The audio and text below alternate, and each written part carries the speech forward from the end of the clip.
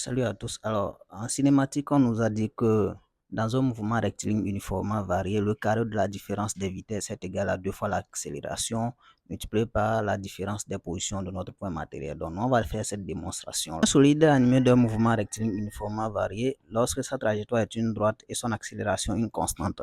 Donc, on va partir du fait que l'accélération soit une constante. Donc, du début jusqu'à la fin, l'accélération ne varie pas, elle est constante. Ainsi, donc, on peut aller trouver la vitesse V. La vitesse V sera donc égale à quoi? A 0t plus V0. De sorte que si je dérive ceci, je retrouve l'expression de départ. Parce que quoi? La vitesse, eh bien, c'est tout simplement une primitive de l'accélération. Donc, si je connais la vitesse V, je peux aller trouver le vecteur position ou bien la position de notre solide, qu'on va appeler X. Ça va faire donc quoi? La primitive de la vitesse. Donc, ça fait 1 demi de AT carré plus V0T plus X0. X0, c'est la position à l'origine tout simplement. Donc, une fois que j'ai tout ceci, je vais appeler ceci relation 1 et appeler ceci relation 2. Alors, la relation 1 dit quoi? Que V est égal à A0T plus V0, ce qui veut dire que A0T est égal à V moins V0. C'est-à-dire que je fixe ceci et je ramène ceci de l'autre côté de l'égalité. Donc, puisque c'est V0, ça devient moins V0, d'accord? Donc, on a V moins V0 égale AT. Donc, je fais juste une permutation de position. Je fais un changement de position. Je vais donc tirer le temps T ici. Ainsi, donc, T est égal à quoi? V moins V0 divisé par A0. Je vais donc appeler ceci la relation 3. Une fois que j'ai la relation 3, je vais remplacer la relation 3 dans la relation 2 tout simplement. Donc 3 dans 2 sera équivalent à quoi? À x égale à 1 demi de a 0 facteur 2.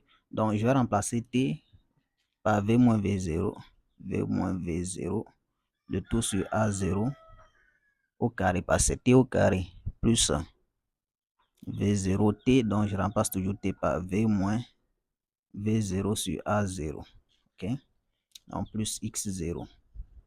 Donc ceci me revient à quoi? Je peux ramener le x0 de l'autre côté de l'égalité. Ainsi donc je vais avoir x moins x0, on a 1 demi de a0. Alors ici c'est sous la forme a sur b. Le tout au carré, ça fait a au carré sur b au carré. Donc je vais lever le numérateur au carré, puis lever le dénominateur aussi au carré. Donc je me retrouve avec quoi?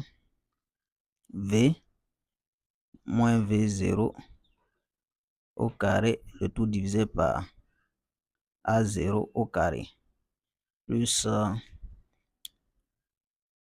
v0 facteur de v moins v0 sur a0. Ok, donc ceci est égal à 1 demi de a0.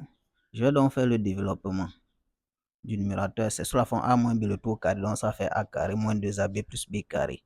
J'ai donc v au carré moins 2 fois v0 plus v0 au carré, ok, le tout sur a0 au carré, plus je vais développer ceci également. J'ai v0v moins v0 au carré sur quoi? Sur a0. Donc ce qui est égal à 1 demi de a0. Alors ici, nous avons a0 au numérateur et puis a0 au carré au dénominateur. Je peux donc simplifier a0 avec a0 parce que a0 au carré c'est a0 fois a0. Donc si je simplifie a0 et puis a0 là, il va rester a0 au dénominateur ici. Nous avons également 2 ici qui est un dénominateur. Donc on va juste faire quoi? Le produit entre les numérateurs et puis le produit des dénominateurs. Parce que quoi? Lorsque j'ai a sur b multiplié par c sur d, ça fait a fois c sur b fois d. Donc je fais le produit des numérateurs. 1 multiplié par tout ceci, et bien ça ne change pas. Ça demeure v carré moins 2 fois vv0 plus v0 au carré sur 2 fois a0, ça fait 2 a0. Alors ici, nous avons v0, v moins v0 carré sur a0. Mais ici, on a plutôt 2 a0. Donc, à ce moment, je fais, je multiplie le numérateur par 2. Donc, ça me revient à 2 fois v0, v moins v0 au carré. Et je multiplie aussi le dénominateur par 2. De sorte que si je simplifie 2 avec 2, je me retrouve avec l'expression de départ. Donc, j'ai multiplié en fait par 2 et j'ai divisé par 2. Donc, jusqu'ici, je n'ai rien changé. Ainsi, donc, je continue. Alors, ici, j'ai quoi? J'ai A sur B plus C sur B. Ça fait quoi? A plus C, le tout sur B. Puisque les deux expressions ont le même dénominateur, donc je vais juste faire la somme des numérateurs et écrire le dénominateur commun, qui est 2A0. Donc, je me retrouve avec quoi? V carré moins 2 fois V, V0 plus V0 au carré. Plus, alors ici, je peux faire le développement. Je vais faire entre 2 partout.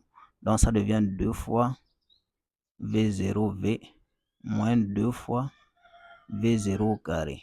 Alors, à partir d'ici, nous avons moins 2 fois V0 plus 2 fois V0. On peut déjà les simplifier, d'accord? Il nous reste quoi? Il reste V0 et V carré plus V0 carré moins 2 fois V0 carré.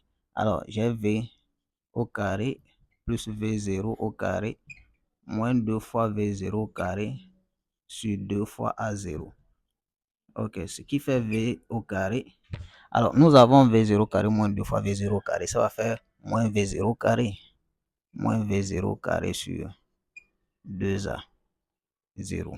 Pourquoi? Parce que si j'ai X moins 2X, ça fait moins X. Donc, si j'ai V0 carré moins 2 fois V0 carré, ça fait moins V0 carré.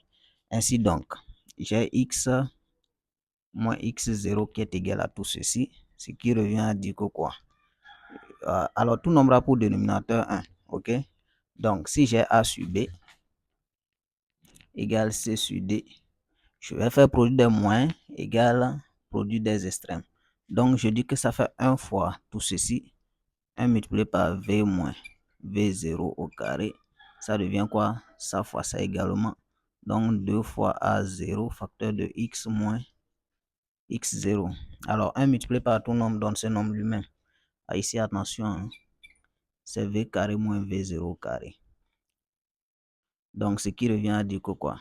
V carré moins V0 carré, ça fait 2A0 facteur de X moins X0.